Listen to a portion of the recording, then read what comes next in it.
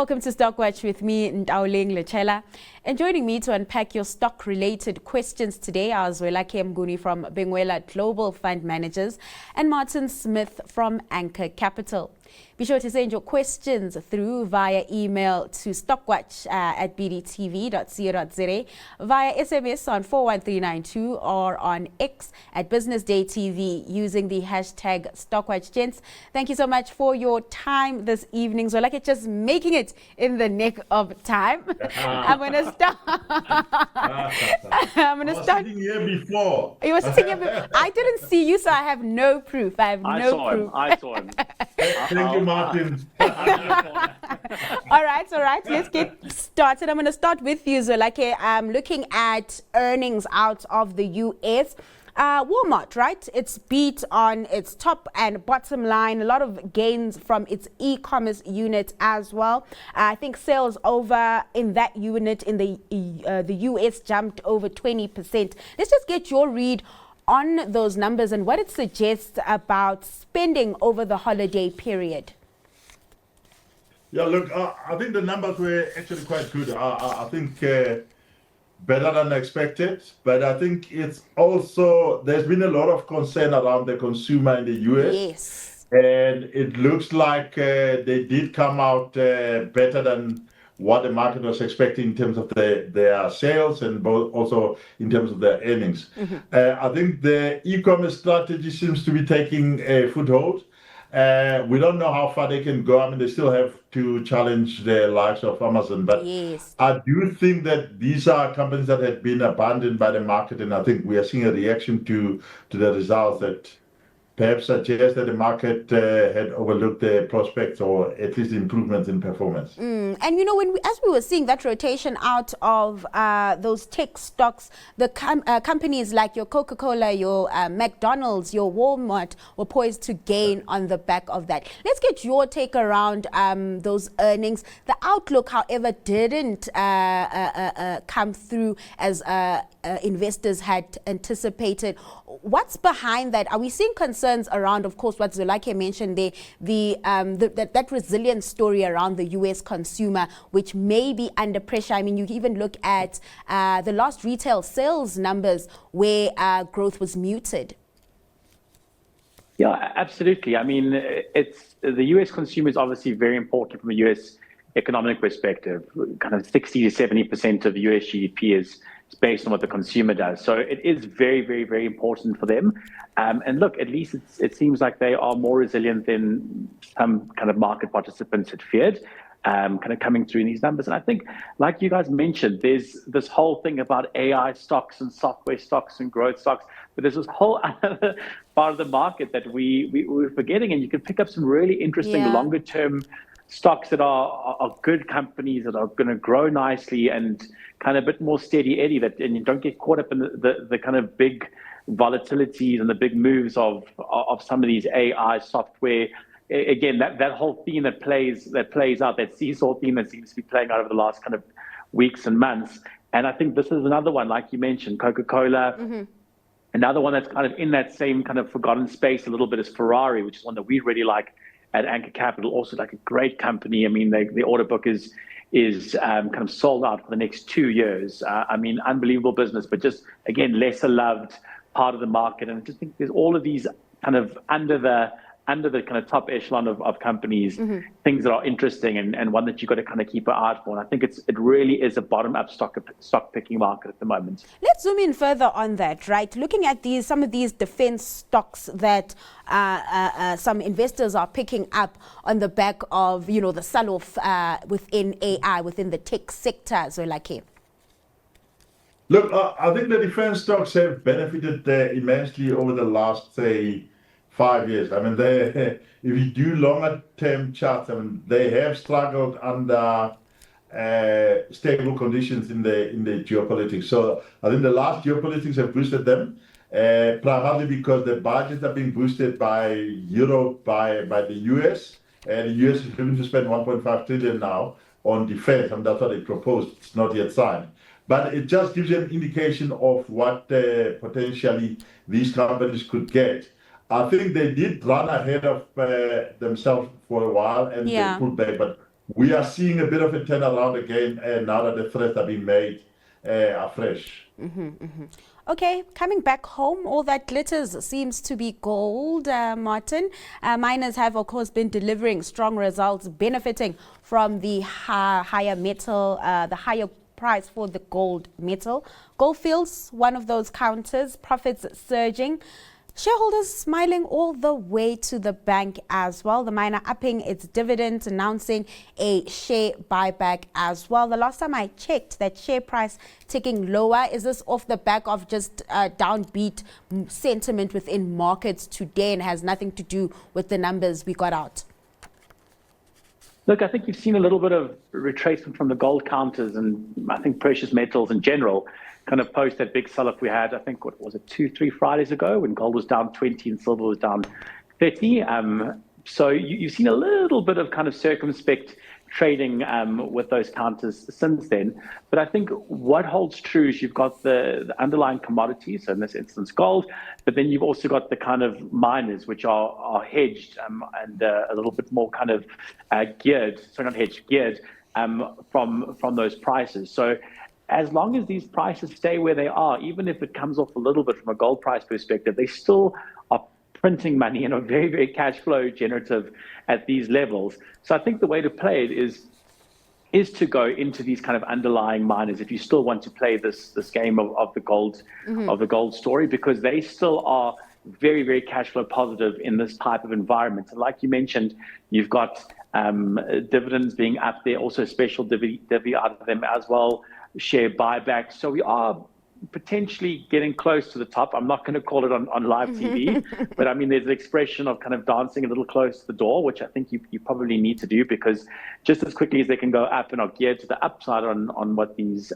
commodities are doing, the same is true on the downside. So, I mean, how long does gold last here? I'm not too sure. I mean, if you look at how expensive gold has been ever preceding the last kind of 12, 18 months or so, was $3,800 in inflation adjusted terms. So it just shows you how far we are above that at these levels. But every day that it stays kind of elevated is another very, very free cash flow positive day for these companies. So yeah, I think they're going to keep benefiting, and that's how it played if I wanted to get that last little bit out of that trade. So, like, I see you laughing there. Are you keen on dancing close to the door at this point? Are you calling the top, or are you looking at these counters, sifting through some of those earnings and picking the quality ones? Look, if I'm not in gold stocks today, I don't know if I wouldn't go in. I think I'd be cautious about that. But if I have gold stocks in the portfolio, I'd hold on to them. And the reason being that, I mean, the point that Martin makes around the level of the price, the elevated level of the price, I think that is a major risk to the downside.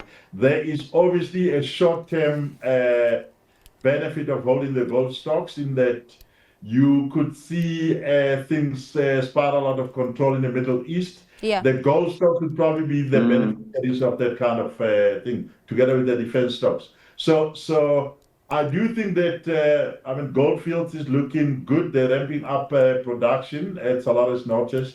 So that is a positive production ramp-up story. But if I had to look purely on the basis of price, I'd be cautious at this level. I think price could go higher, primarily because of geopolitics.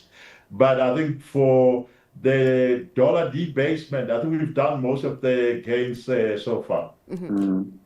Just sticking with gold, there's a question here on Harmony. The miner has lagged many gold and PGM peers over the past year. What explains the relative underperformance? Is it primarily cost structure, asset quality, capital allocation, or operational factors, Zwelakhe? Look, I haven't looked at the latest numbers, but I think the one thing that I remember, that many of them, now that the gold prices rallied, some of them actually are struggling with the production, getting production up. And it's a weird thing that during the lean times, they tend to be working hard to increase production. Now they've got a high gold price. Some of them are struggling to get the gold price higher. But the cost issue remains a big challenge for Harmony. It's rallied hard. And certainly, if we have a pullback here, it will probably have most to lose. Okay. So maybe go for the ones that don't have as much high costs on that front. Do you have anything to add on Harmony? I heard you nodding there, Martin. No, I was just agreeing with the points that were being made. I think it's an interesting one, and like I've said, I think we're both kind of saying the same thing. I think you're getting quite close to this trade being done, but Harmony might be the one if you want to try to see if there's a bit of catch up in there. But the one thing that is quite interesting, and we've been chatting about it a lot in the office, is also if you want to be a bit cognizant of the benchmark. I mean, the PGMs and golds, the precious metals are like 30% of the index at the moment. So it's a big relative call either which way. If you were underweight precious metals last year, you heavily underperformed, and depending on how you make the call this year, you could be a hero or not. So it's a very, very big relative call in the index again for the first time in a long time. Okay, let's move over to industrial metals, right? Iron ore seems to have lagged in that industrial metals basket. Taking that into consideration, Zwelakhe, how has Kumba fared in this environment, releasing results today as well? I'd say challenged. I mean, I think if one looks at the revenue growth of pedestrian, Yep. and I think if one looks at the fact that and they have been able to increase their earnings through cost reduction, which is positive.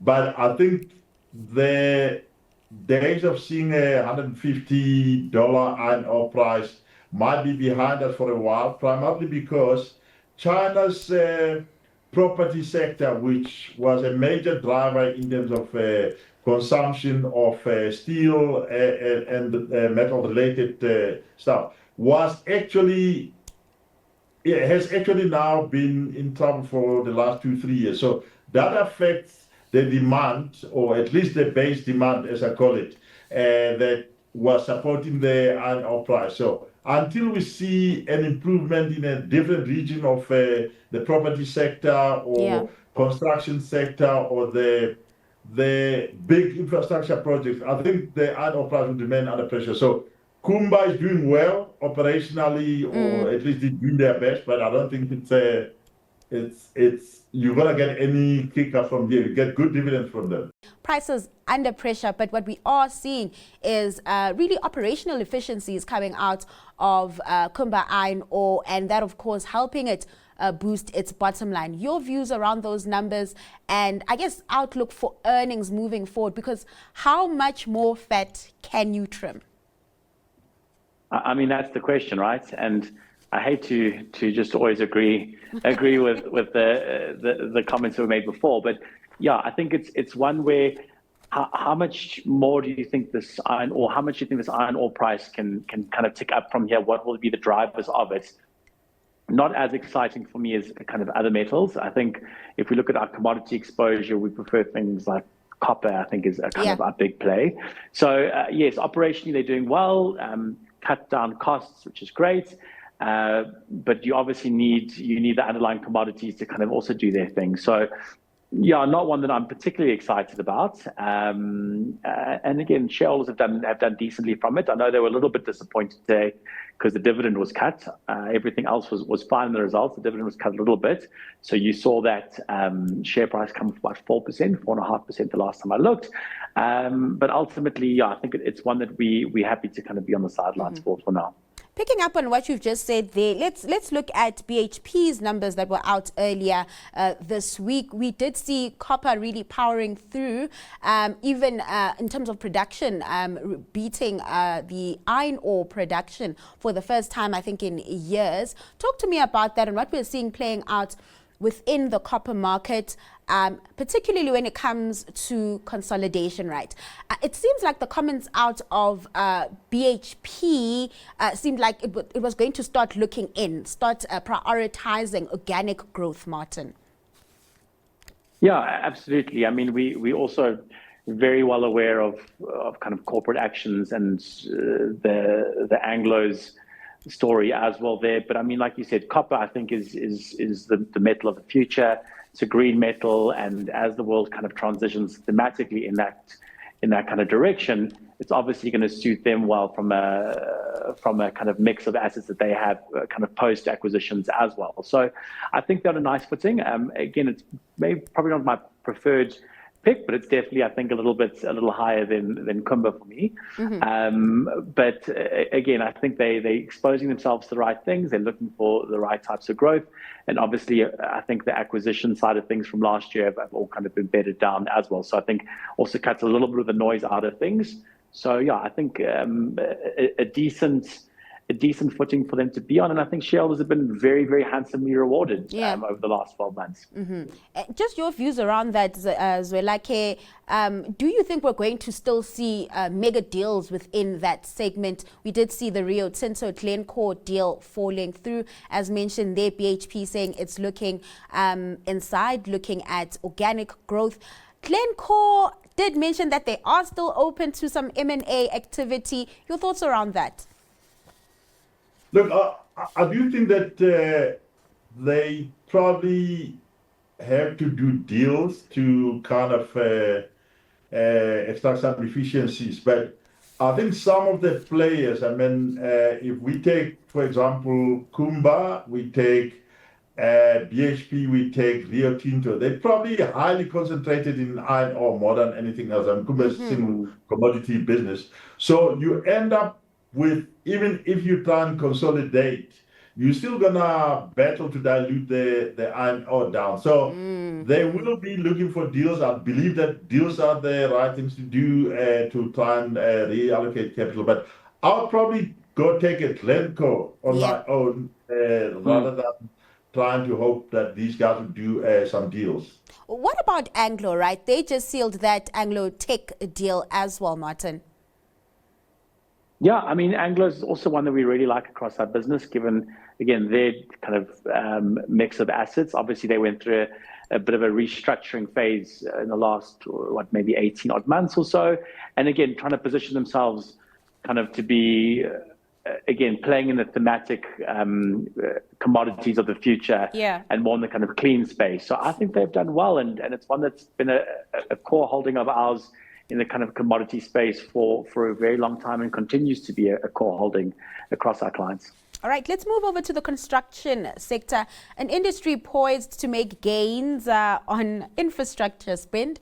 I guess once we start seeing it filtering through into the economy. So looking at the listed players, right? A question here, which counter are you betting on, WBHO or Raubex?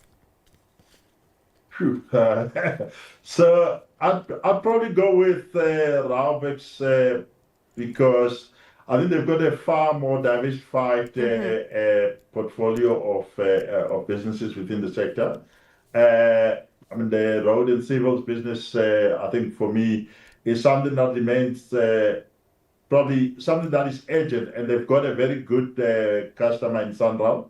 So I do think that I'll probably lean towards that. WBHO is a very good business, very well run, but I'm still struggling. I think this is the fact that the likes of Maris have gone under in this environment. It's just a telltale sign that there isn't enough construction expenditure that's being undertaken in this country, and that can sustain all these companies. So they box in clever, but I don't know if the environment is suited to more growth going forward. Yeah, your sentiments within that sector, Martin, WBHO, I think, isn't it a pick for that, the construction of the airport in the winelands in the Cape?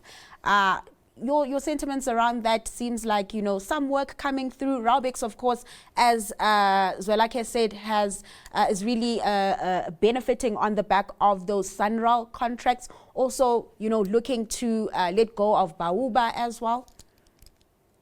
Yeah, absolutely. And that disposal for them is potentially very, very beneficial. And I think a lot of that's also in the price with Raubex. And I'm having a bit of a giggle to myself, not a giggle, giggle's the wrong word, but it's actually amazing and a little bit sad actually that the list of construction players, I mean, think about it, when I used to cover construction stocks 13 years ago, you had Step stocks, you had Group 5, you had like there were a lot of them, and now that kind of list has dwindled. So it is a bit of a kind of interesting kind of take on the space. But I think insofar as who I like between the two, I do like Raubex. They do have some headwinds, as kind of all construction players in South Africa do, because you do need growth, underlying growth. But I think a lot of the kind of good news from a Raubex perspective is maybe in the price. I'm having quite a nice run in kind of recent weeks. So you could maybe make that argument that I like them a little bit more kind of operationally, but I think a little bit more of it is in the price. Can I choose a third option that's slightly ajar, that used to be a little bit more of a pure construction play, and that's Afrimat? Look, I think the results that they came out with recently were just maybe okay, but I think it is one that we really do like, and we do back the management team to turn things around there. And I think at like 42 odd rand a share, I think you can make quite decent returns if you're buying on a bit of a kind of more medium to long term view. So if I can choose a third answer there, I'd maybe say Afrimat, but I don't think they're necessarily a pure play in the construction sector anymore. Maybe eight or 9 years ago, I could maybe make that comment. I mean, really a double whammy coming through for Afrimat, operating within that iron ore space as well. And we are, of course, seeing prices under pressure, that anthracite unit not doing well on the back of the closure of those ferrochrome smelters. How long will we keep backing this management, Zwelakhe? I mean, hey, I don't know, it was really beaten when those numbers came out. I really think that they made a mistake. I mean, that cement business that they bought, they have to work on it, and it's consuming a lot of management time. I think if one goes back maybe 5-6 years ago, I mean, this was management that you could back with your eyes closed.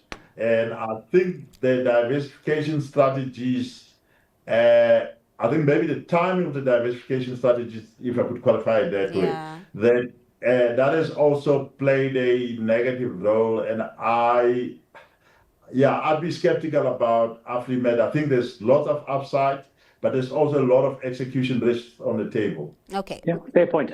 All right. What are you not so skeptical about then, Zwelakhe? Your stock pick?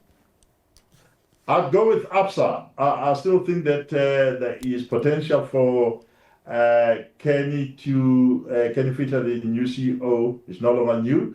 But I think he's working hard to build a team and to get access to deals that are actually quite meaningful, particularly in the African continent. He was very instrumental in that area for Standard Bank. I do think that he will be able to take some market share away from Standard Bank on the African continent. And I mean, I think it's still trading at quite an attractive valuation multiple or price to book multiple compared to peers. But also the dividend yield is marginally better than the peers. I think if he executes well, which I believe he will, I think we'll see some value unlock from that stock. And what are you hanging your hat on, Martin? You won't believe me, but it was between Blue Label and Absa. I actually chose Blue Label, but so I'm in your corner again here. I think it is a very good stock, and I think one that you can buy kind of at these levels. But onto my one, Blue Label. We had an update today.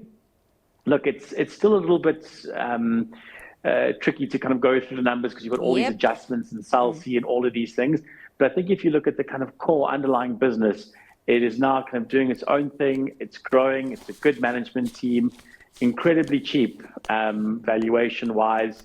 And I think in the kind of mid-ish to large cap space, I think it's a bit more interesting from these levels. So yeah, Blue Label for something a little more interesting at the moment. But second place, very, very close second place, Absa for me. Now I know who to call when those Blue Label numbers are released, so you can help me go through them, because very confusing. Okay. I think they also had a very good business until they thought about diversifying into Cell C, and boy, did they suffer. Yeah, yeah. Yeah. All right. Look, I think hopefully it's all sorted now. But yeah, sorry, I'm Let's interrupting. hope. Okay, unfortunately, we have to leave it there. Gents, thank you so much for your time and joining us this evening. That's all for Stockwatch today. Thanks to our guests, Zwelakhe Mnguni from Benguela Global Fund Managers and Martin Smith from Anchor Capital. Up next, The Close. Thank you.